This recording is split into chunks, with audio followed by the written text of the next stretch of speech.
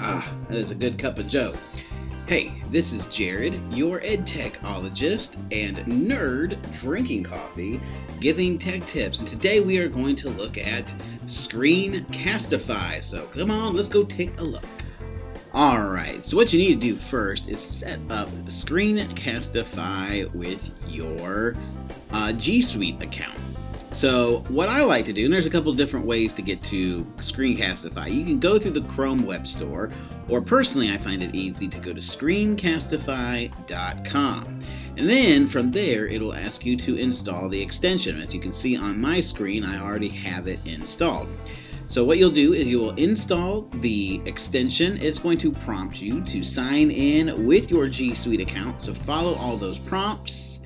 And then, once you are in, you will see the extension up here at the top. Now, if you do not see the extension, which is this little arrow with a camera on it, if you do not see that extension, what you need to do, depending on your version of Chrome, is you might need to go over here to your extension puzzle piece. And then locate Screencastify in the extension list. Oh, there it is. And then you want to make sure that it is pinned to your bookmarks bar. As you can see that where I have it here, and then you can of course click and drag it to reorder it on your Chrome. So now that we have that, what you're going to do is you're going to record your screen. And so if you're operating from the free version, you get 5 minutes of unlimited video, and 5 minutes is a good amount of time. A lot of people will say, oh, I need more than 5 minutes.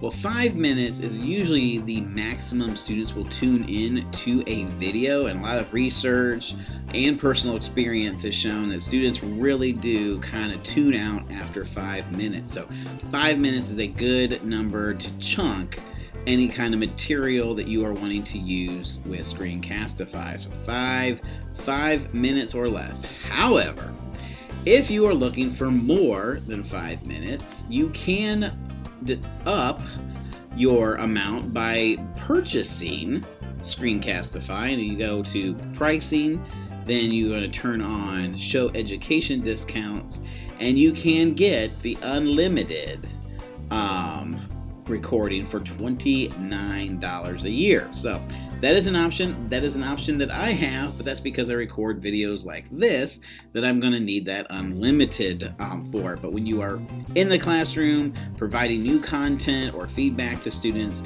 really try to keep it at that 5 minutes or less. And so the free version should be enough for you, but you have that option if it is not. Alright, so what you want to do is when you are ready to record your screen, if you're giving a set of directions, a presentation, anything like that, what you will want to do is now click on your Chrome extension, and it's going to load. Now, if this is the first time you have used it, it's going to prompt you to allow access to your camera and microphone. So make sure that you allow access to your camera or your microphone. If you mess up, that is not a problem. You can go into your Chrome settings and you can fix that on the back end. Now, once you have that set up, you can see here, this is the dialog box where you can record your browser tab, your desktop, or your web camera only. So web camera if you just want video of you, desktop if you want to record everything that you have going on your screen, or if you just want to record a few tabs, then you want to do browser tabs. So it's kind of up to you what you want to record. Make sure your microphone is on, make sure your web camera is on. And depending again on your device, you may have to select it. So if you're using a built-in microphone or external microphone, you may want to make that selection there. And same thing with the camera. Are you using the one that's installed on your Chrome or your device, Chromebook, MacBook, or PC, or are you using an external one? So you'll want to select those options there. And of course, you have some more options where you can change your countdown from 3 seconds all the way to 10 seconds if you need that extra time. If you want to have drawing tools on the screen, and then if you want to record any audio. So if you're playing sound from a tab in Chrome, you might want to turn that on. Once you have it set up the way you want to, what you will do is click the record button. And you'll see here it is counting down. My video is in the bottom, and of course you can click and drag that. So if you do not want it in the bottom, you can move it around your screen, which is good when you're giving directions. You can move it around so you're not blocking what you want to show them. So now that you're recording, you have the toolbar down at the bottom where you can pause your recording. You have your pointer option, so if you want to provide emphasis when clicking, as you see there, that brings emphasis to where you're clicking. You have that ability to turn that on and off. You have your drawing tool, so if you need to draw or annotate on the screen, which is a little more difficult to do on a trackpad, but there you go. Of course, you have your eraser options there. And then you have your web camera, so you can turn your web camera off like I just did, or you can turn it back on. Yeah. All right, when you are finished recording your screen, what you can do is go back down here to your toolbar, click the pause, and then click the stop button. However, if you make a mistake and want to re-record, you can click the undo button and re-record your video. But we're going to go ahead and stop that video so you can see that it will open your video that you just created in a new tab here, and this is Editor, which is included in the free version, so you can click to unmute, you can view it, and you can trim it if you need to trim, say, the beginning or the end. So when you're clicking to stop the video, or if you have that kind of that deadpan look on your face right when you hit record, you can trim those out. Now, on the right-hand side, you can see that it syncs to a Google Drive, so that link this video has been added to your Google Drive folder. And now you can also have the options to share directly to Classroom, publish to YouTube, or embed it. So if you have like a website or something you want to embed this video in, you can do that as well. Of course, you have some more options to send in Gmail.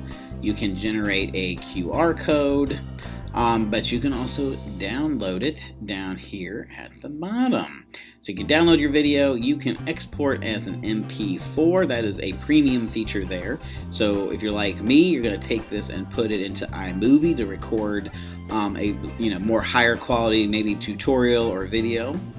And then you could also create an animated GIF, and check out my other video on how to create animated GIFs with Screencastify, because that is a cool feature there. So a couple options. If you're going to share to Classroom, this is how you would share it to Classroom. You click that Share Classroom option. It is going to open up Google Classroom, and you're going to choose your course. I'm going to choose my demo course here, and then you choose your action. So you can create an assignment with your video. You can ask a question and have the students respond to it. You can make an announcement, so a video announcement, or you can create a material. So you have those options there, and depending on what you choose, just like with Google Classroom, it will walk you through that setup process. If you have a YouTube video, again, you can publish it to YouTube, and you're familiar with that. They'll walk you through those steps there. But what I like is, so your Screencastify saves in Google Drive automatically, but don't forget to rename it. So up here at the top, it might be untitled. Because I was recording Google's home screen, it automatically gave me the name Google, so depending on what you're recording. But you can change your title there, just like a Google Doc. All right, open an editor. That is again a premium feature that I have there. And then you have your video details, and if you don't like the video, you can delete it right there. So Screencastify, when you create an account with your Gmail account, it's going to create a folder for you in Google Drive.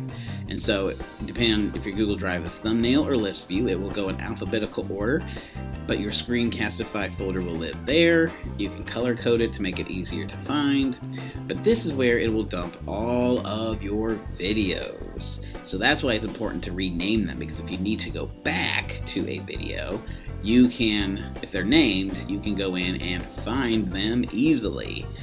So that is what that looks like. And of course, with Screencastify, and a video from Drive, you can do a 2-finger click on it or a right click, and you can get the shareable link to share it with someone.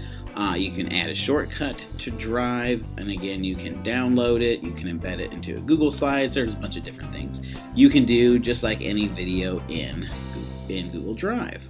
Now, if you really want to learn more about Screencastify, this is one of the coolest things I love about Screencastify. If you scroll all the way down to the bottom of their page, you can see that they have a blog, and their blog is fantastic because this gives you a lot of updates and a lot of information about cool new things you can do with Screencastify. So definitely check that out, especially if you're like a Remind user or Edpuzzle or Wakelet. Look at those resources right there. That is awesome. So take a look at those. And then what you can also do is you can take a certification course. And so these courses, as you can see, they're really short. They're 60 minutes or less. And you will learn the ins and outs of Screencastify. And at the end of it, there'll be a brief assessment. But at the end of it, when you pass that assessment with an 80% or higher, you get a badge. And these badges are really cool to put in your email signature to show that you are a screencaster or a master screencaster, or that you're a Screencastify certified genius, or both. Definitely do both. But then too, look, they have a master course for students. So this is a really great way to introduce your students to Screencastify. And they can go through that course, earn that badge, and also put it in their email signatures. So I hope you really enjoy using Screencastify like I do. It is a fantastic tool to do instruction, to provide feedback, or to provide directions on how to do something. So definitely check it out, and I hope you have a great day. This is Jared, your tech nerd, drinking coffee, giving tech tips. Have a wonderful day.